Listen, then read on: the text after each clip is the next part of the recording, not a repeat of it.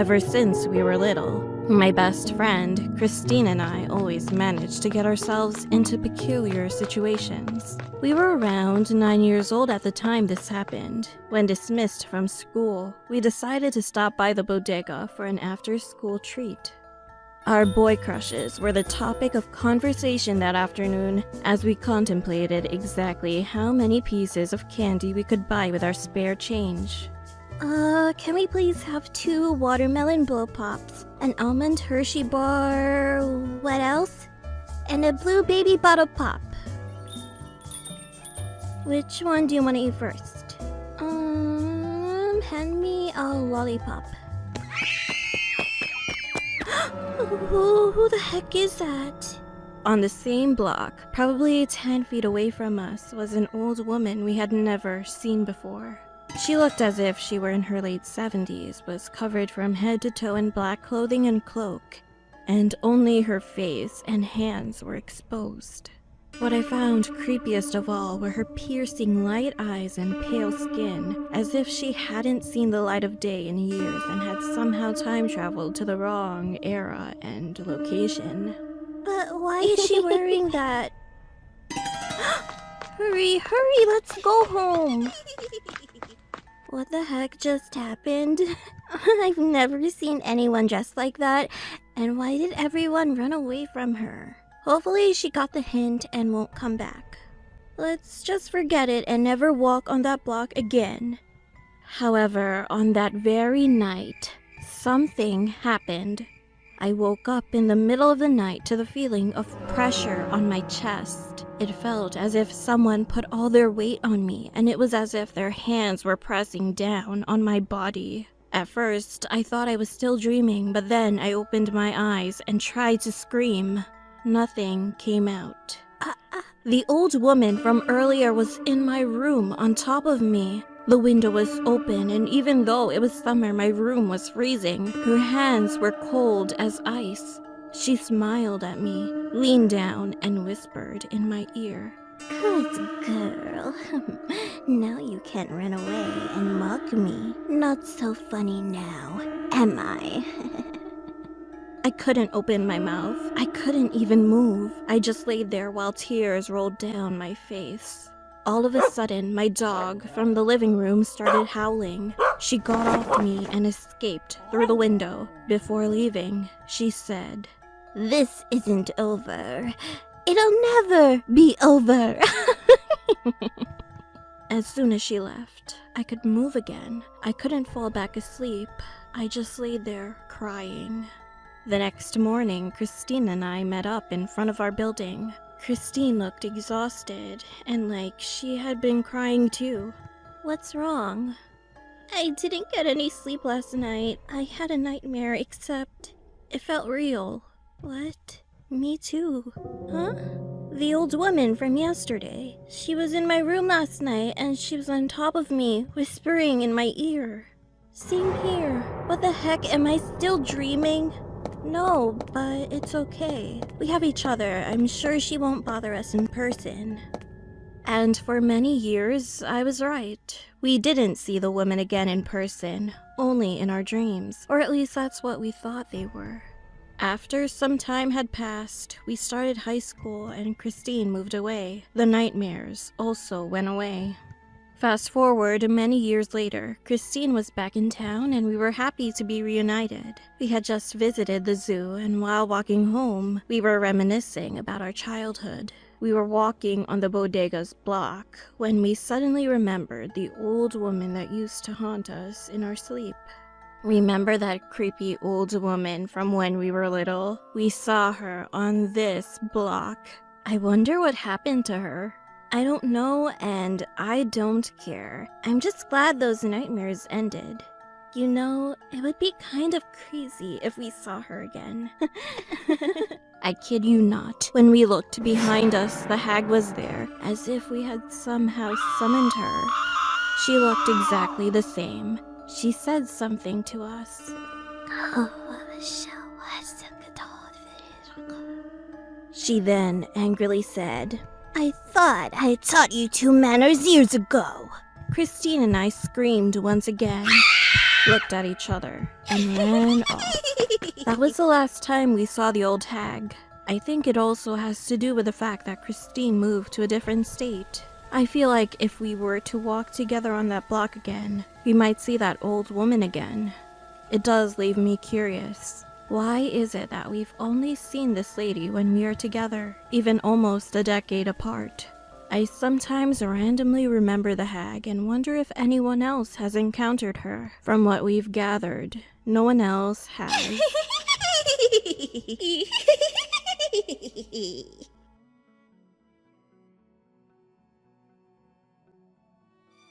The house I grew up in, I believe, was haunted. If you were to ask anyone who had been there, they'd have some story about seeing shadows at the corner of their eye, objects inexplicably moving, or voices. I've had my fair share of paranormal experiences, and there's only been one instance where I've actually seen a ghost. I was about 12 or 13 years old when this happened. My mom, my cousin, and I stayed up really late one night watching movies. Eventually, we all passed out while watching the movie, and we ended up falling asleep with the TV left on. I woke up very early that morning, and I checked the digital alarm clock that my mom had set right next to her bed. I vividly remember seeing the time, and it was just a few minutes before 6 in the morning, which was true because the sun had just come up around this time. After I checked the clock, looked outside the window, and saw that the sun had just come up, I turned my head while still lying in bed, and I saw this little girl staring at me.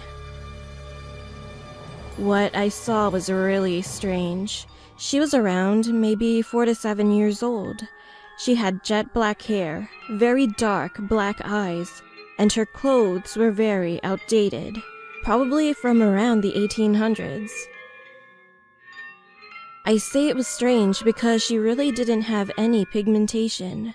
Her skin was really pale and gray, almost like a corpse. What made it even more strange is that I couldn't really make out a face or any legs. It was almost like she was just hovering over the ground as opposed to just standing. There she was, just staring at me. We made eye contact for about maybe 4 to 6 seconds.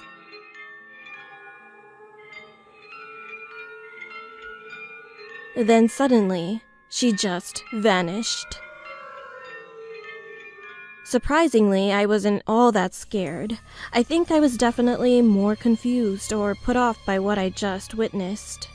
Immediately after that, I just went back to sleep. Till this very day, I enjoy telling this story to all of my friends and family, and thought I'd share it here.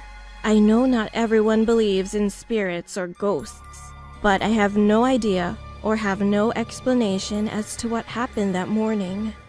So I'm sticking with ghost until proven otherwise.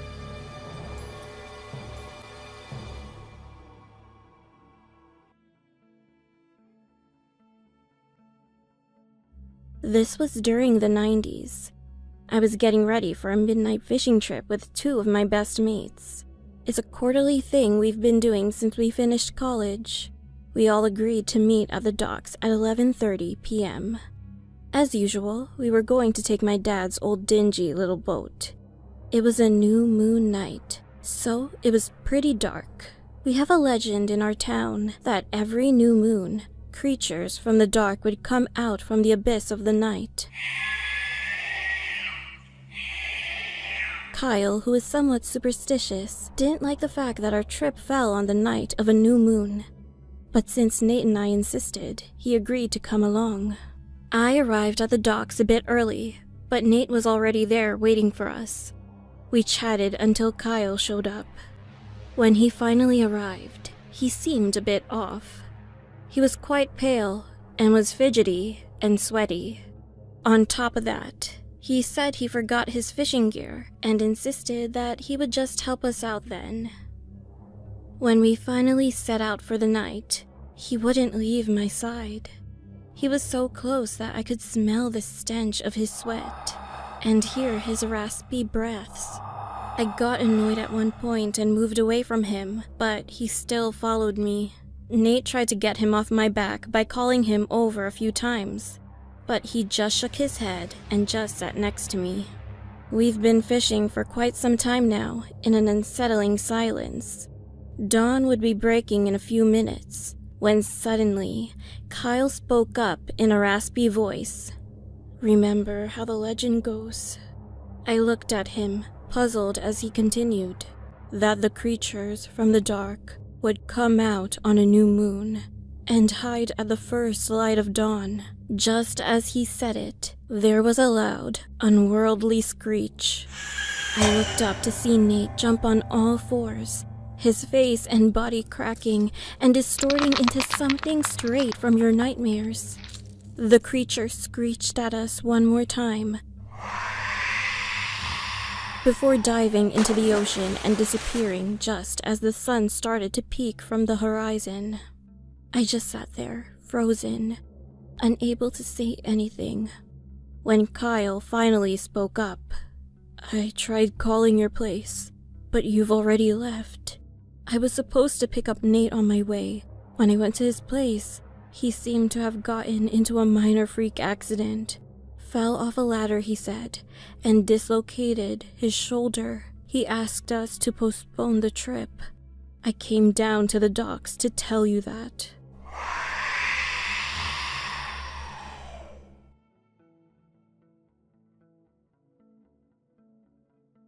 This happened in 2016. I attended the opera after scoring last-minute student rush tickets. I was planning on going with my friend, but she bailed on me last minute. Regardless, I was excited to see the opening night of the opera Pagliacci, so I decided to take myself out on a date. The performance was outstanding, and since it's a short opera, it doesn't get boring. It was also around Halloween, so a huge chunk of people dressed up. Obviously, because the opera is about a sad clown, many chose that as their costume. The show ended at around 10 p.m. I left the opera house and was exhausted as I walked to the train station. The commute back home was going to take an hour, so I started dozing off. Everyone knows you should never fall asleep while riding the subway alone. There are a lot of crazy people out there who try to mug you if you're not alert, but I couldn't help it. Then, out of nowhere, I woke up to someone shaking my arm. When I opened my eyes, I kid you not, there was a clown standing right in front of me, grinning from ear to ear. Now, luckily, I was never scared of clowns, so it didn't really faze me. I also assumed that this person just saw the same performance as me. He was probably inspired by the show and wanted to entertain the subway riders. I gave him a dirty look, and he frowned. I was mostly annoyed that this person, hidden behind layers of makeup, was in my personal space. I tried my best to not make eye contact and ignore him. I was also thinking of ways to leave the car. I was planning on exiting the next stop right before the doors closed. Then the clown started to do a silly dance and awkwardly waved his arms around. There were a few passengers around me, but they were ignoring the clown. Why is this taking forever? I thought to myself as the clown kept moving around. It didn't help that he only focused on me. Then he reached into his pocket and he pulled out his phone. I got up and went to the other side of the car. He started playing music. I recognized Pagliacci's famous aria. I calmed down a little because I didn't see the harm in him playing music from the show. But then he fell to his knees and started sobbing. What freaked me out was that he still had a huge grin on his face while tears rolled down his face. Then he started rummaging through his big pockets again. The train was pulling up to the next stop, and I was trying to be nonchalant while planning my escape. Then the clown pulled out what looked like a child's toy gun from his pocket. He aimed it at me, and out came water. He laughed maniacally. I was really scared at this point, and as soon as the train stopped and the doors opened, I booked it. I didn't want to see what other surprises he had stashed in his pockets. The clown's face changed, and he looked angry as I left. My plan was to wait for the next train, but as soon as I got out, From the corner of my eye, I saw his bright colors. My instinct was to run as fast as I could up the stairs and leave the train station. And from behind me, I heard the echoes of his big rubber shoes. Oh heck no. I didn't look back. I just ran as fast as I could until I could reach a cop or be surrounded by people again, in case I needed help. When I exited the station, I saw a cab, so I whistled as loud as I could to get the driver's attention. Luckily, there wasn't a passenger inside, so I got in and told the driver to just drive. I relaxed a little because I knew the clown wouldn't be able to catch up with me now. I finally had the guts to look behind me. When I looked out the window, I saw the clown standing on the street with the same huge grin on his face, pointing his finger at me. I think I can say now that I am terrified of clowns.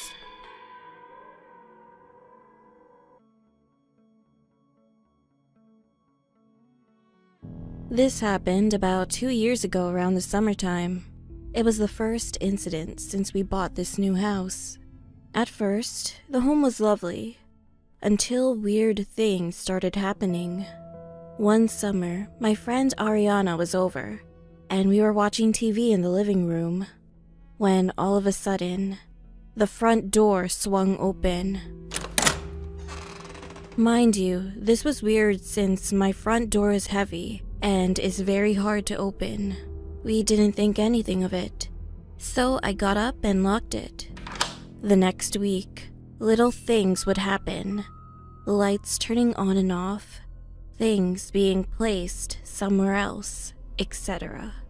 So I had enough and decided to buy a Ouija board. I invited Ariana over and it didn't work.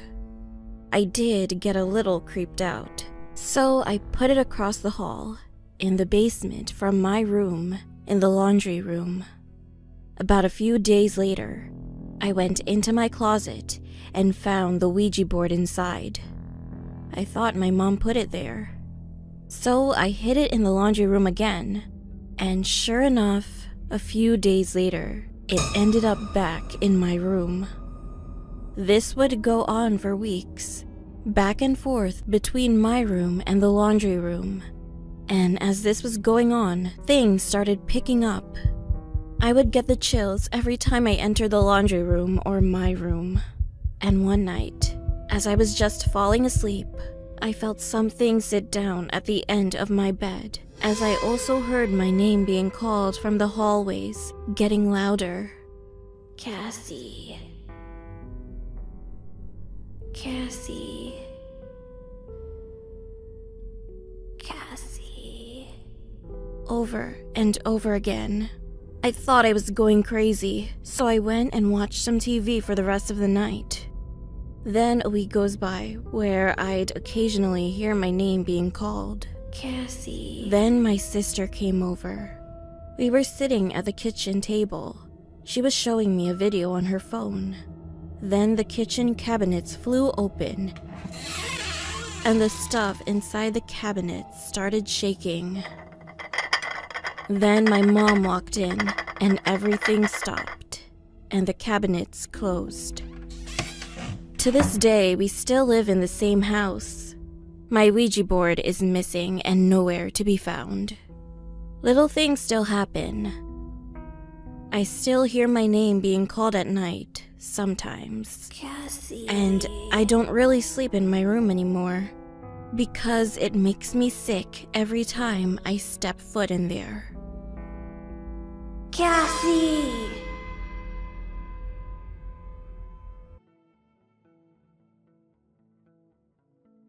As I opened the door to the coffee house, I was enveloped by the scent of fresh brewed coffee, pastries baking in the oven, and the sound of joyous laughter and conversation. Then I heard a familiar voice call out, "Sarah, over here!" I whipped my head around to see my oldest and best friend Kate, sitting on the edge of her seat waving at me. Kate and I went back as far as I could remember, but we haven't seen each other since we left for separate colleges. However, with summer break's blessing, we are finally meeting again. Kate, My goodness, look at you! You look amazing! How have you been? I exclaimed while quickly making my way over to her and throwing my arms around her. So great, Sarah. I missed you big time. It's so good to see you again, she said, pulling slightly out of our embrace with a smile from ear to ear. We talked and sipped our coffee for a while, talking about classes, people we met, and dishing out the gossip about our love lives. After what felt like hours of laughter, there was a slight pause in conversation, and I noticed that Kate had a sullen look on her face. You okay? I asked, with a fringe of concern. Yeah. Hey, do you remember at all? She asked, after a moment of hesitation. I saw her lips move, but didn't hear any sound come out. Sorry, it's a little loud in here. Can you repeat that? Do you remember who used to live a few houses down from us? This time there was no mistaking it. She was trying to say a name, but there was only silence. I leaned back, and then a flash of a memory came to me of Kate and I, but also another girl whose name, face, and voice were just static. Other memories came back slowly, and in them, there was a third girl, wherever Kate and I were, but when I tried to focus on her, it's like she'd been cut out of a photograph. Sarah, something weird happened to me before I left. I was at my apartment, just playing around on my computer, and I felt this overwhelming urge to look outside. I saw a man wearing a suit round a corner of the building across the street. He was really tall, like, well over 7 feet. I don't know why, but seeing him really freaked me out. All that night, all I could think about was you and me, and that third girl who we used to play with. But I can't remember what she looked like, and it's like my mouth knows her name, but I can't speak it or even think about it. It's been creeping me out since, and I was really hoping you'd know what I was talking about. Since we're confessing about creepy things, I guess I'll share something that happened to me too. When I got to my parents' house last night, my dad told me they had received a letter for me that morning, which is strange because only you and they knew I'd be coming back for the summer. It was just a piece of lined paper that said, "Welcome home," in scratchy black letters, and below it was a circle with an X going through it. I thought it was some weird prank, but I stopped dead in my tracks as something suddenly popped into my head. Kate, do you remember that scary monster character we made up? The Slender Man? No sooner had the words left my mouth, I saw all the color leave Kate's face, and her expression turned from vague anxiety to complete dread. Her eyes shot up, and she erupted out of her seat, incoherently muttering as she pointed behind me. I whipped my head around and immediately saw what frightened her. I saw a man peering at us from outside the window across the darkened street. His limbs were grotesquely long and exaggerated. He wore a black suit with a black tie and a white-collared shirt, and most horrifying of all, his head was completely featureless, just smooth and pale white all over. There was no mistaking it. He was the Slender Man.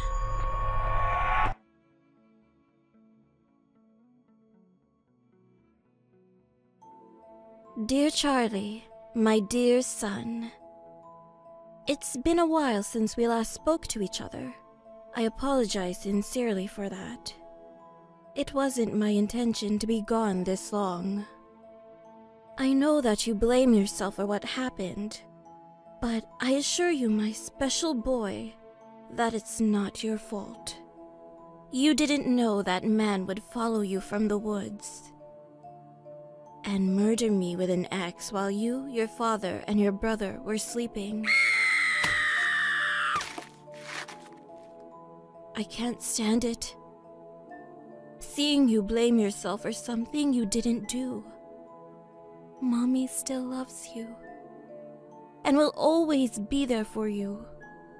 You know how you wake up in the middle of the night only to find a black-eyed woman staring at you? That's me.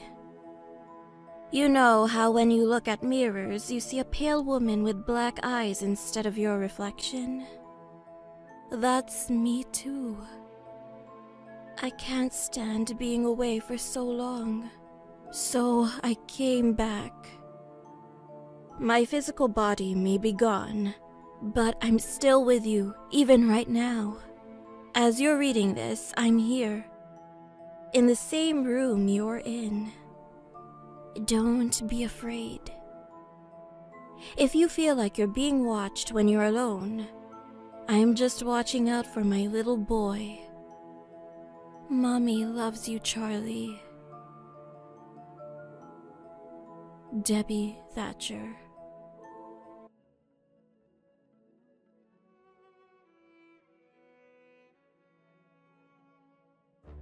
Halloween is, or at least was, my favorite time of the year.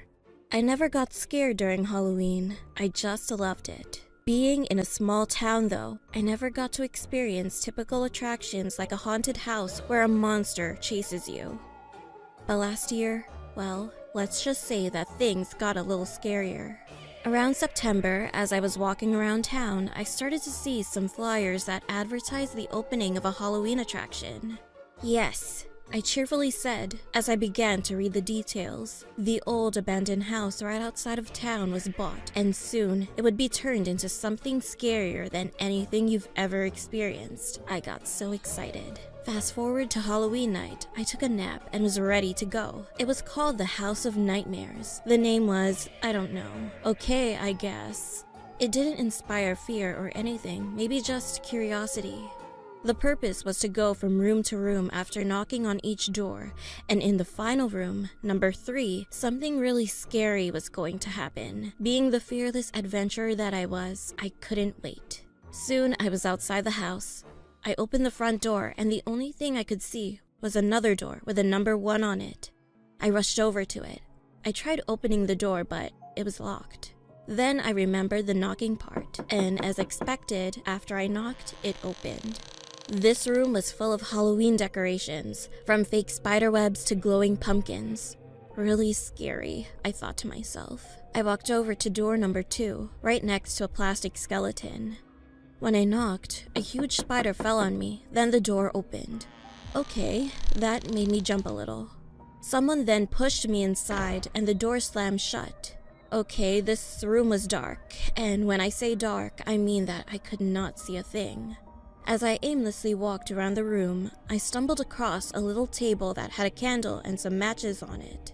I lit up the candle, and the only thing I could see was an old cracked mirror on the wall, but no door. I walked towards the mirror, and as I got closer, I could hear a growl, louder and louder with each step I took. The mirror didn't reflect me. Inch by inch, a silhouette started to form, and when I was right in front of the mirror, a growl seemed to be coming from right behind me. I let out a powerful scream and collapsed to the ground. The growl turned into a woman crying, "Not long now." Finally, the crying turned into a laughter so sinister that it paralyzed my entire body, and the mirror I was looking into fell and broke into a million pieces. I opened my eyes and the room was perfectly lit up and empty. Door number 3 was right there in front of me. Eager to get out of there now, I knocked and went into the last room. As I took my first step, I turned around and the door through which I entered disappeared. I heard, "There's no turning back." I turned my head one more time and I saw a lady dressed in a white gown sitting on the floor, but behind her was a dark shadow. It wasn't hers and it wasn't mine. I asked, "What is going on here? I want to get out." She stood up and levitated towards me. At that moment, I thought that I was going to shit myself. As I had my back against the wall, she came closer and closer, finally touching my face with her cold hand. I closed my eyes, hoping that she would go away, and I felt like I was sinking. She was pushing me down to the ground, and I couldn't fight back, and just kept screaming. I was afraid to open my eyes. "Let go of me," she laughed. All of a sudden, I could feel a cold breeze. I opened my eyes, and there I was on my street, surrounded by trick-or-treaters, as if nothing happened. They were pointing and laughing at me. I looked down. It turns out I shit myself after all.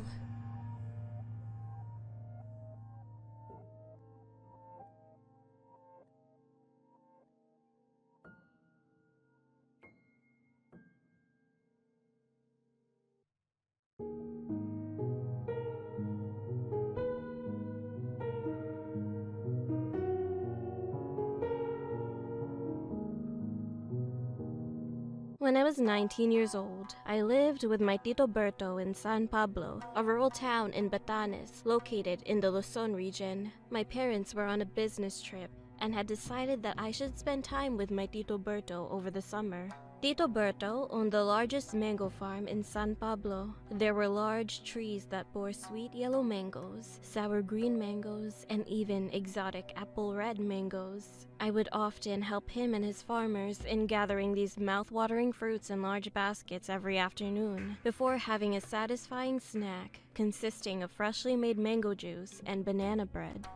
The farm was located near a forest, and every now and then I would usually go to the forest and take a relaxing walk. There was something about the forest that made it almost uncanny. It was either the fact that the trees were so dense that once you walk inside, you would think it was already nighttime, or because there were large shrubs and vines that grew around the path. Regardless, I liked walking in the forest. One day, after harvesting mangoes, I decided to take a break and walk into the forest. I put on my good walking shoes and headed towards the entrance of the forest. The air was clean and cold as I passed different plants and trees. I was walking even further when I suddenly heard a baby's cry. What was a baby doing in the forest? I thought as I followed the sound. The crying grew louder and louder until I reached a large mahogany tree whose roots were so huge that you could even sit on them. I looked for the place where the sound was coming from, and then I saw a small opening by the roots, and inside I saw a bundle. I got closer and reached in and touched it. I was startled when I heard a baby cry. I picked it up and undid the bundle and saw a small crying baby boy. "My God," I exclaimed. "Why is there a baby here?" I tried to rock the baby to calm him down while looking around the forest. How did a baby end up here? Who would even think of leaving a baby out here, where it's cold, damp, and practically dangerous?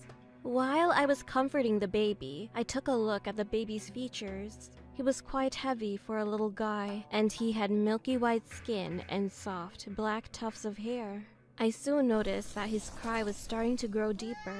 It didn't sound like a little baby anymore. In fact, it sounded like an old man's laughter. I looked at the baby and blinked. The baby's closed eyes had opened to reveal sharp, black, angular eyes, and his soft, milk-white skin had grown wrinkled and brown like an oversized walnut. He had grown a long white beard, and his black tufts of hair had become gray and stringy. His one leg had also grown longer than the other. I gasped at the sight. The baby had become a small old man who started to laugh maniacally. I couldn't believe it. How could this cute baby suddenly turn into a creepy little man? The old man opened his mouth and showed he had large, sharp teeth. He suddenly lunged forward and sunk his teeth into my arm. I let out a cry of pain as I let go of him and stumbled back on the forest ground. Grunting in pain, I looked at the bite mark, and to my horror, there were black edges around the wound and a thick yellow substance leaking out of it. I heard the old man laugh and saw that he was now standing on his legs, and he was pointing at me as he started to run towards me. I scrambled up and, gripping the wounded arm, ran as fast as I could, all the while hearing the strange man's laugh echo all over the forest. I ran and ran until I reached the exit of the forest and ran across the field, all the way back to Tito Berto's farm. Upon seeing my wounded arm, Tito Berto asked me what happened, and I told him about the little baby who turned into a little, terrifying man. I could see Tito Berto's eyes widen with fear as he walked to the garden and plucked a handful of mango and guava leaves. He then chewed them up in his mouth before putting them on the wound. "Don't remove these leaves until I say so," he said. "You were very lucky." "Why?" I asked. This wound was caused by a tiyanak," he exclaimed. In folklore, a tiyanak was a dwarf that liked to pretend it was a baby. It usually stayed at the foot of a large tree and lures unsuspecting people with its cry. Once someone finds the tiyanak and picks it up, it transforms back into its grotesque form and either bites or enslaves the person. My Tito Berto added that if a tiyanak was found in a forest, the person could easily get lost forever, and if a tiyanak bit the person could get sick or worse. Ever since then, whenever I would visit Tito Berto, I try my best to avoid the forest as much as possible. I know it sounds silly, but every so often, when I'm near the entrance to the forest or any place with large trees, I hear a baby's cry followed by a low and menacing laughter.